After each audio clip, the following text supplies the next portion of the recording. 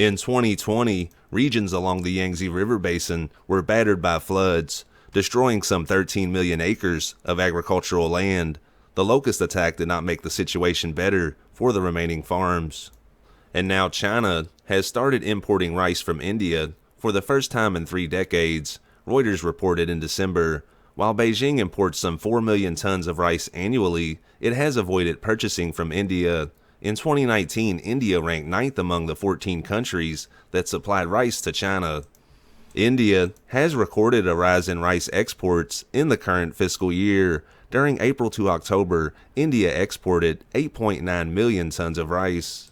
While the Chinese leaders, including President Xi Jinping, denied food shortages, Beijing's imports of barley, corn, sorghum, and wheat have risen by more than 83%. While pork has nothing to do with rice, it is another staple food in China.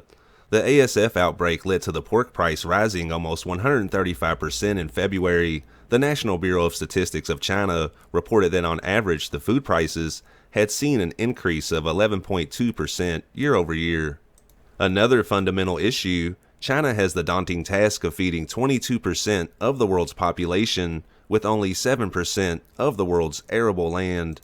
China's consistent steps towards urbanization and industrialization have cost it 37 million acres out of 334 million acres of arable land.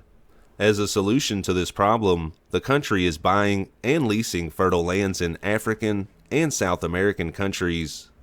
For 2/3 of people living in China, rice is the staple food. However, the country is running out. Thank you for watching this video. If you found it informative, please consider giving the channel a subscribe.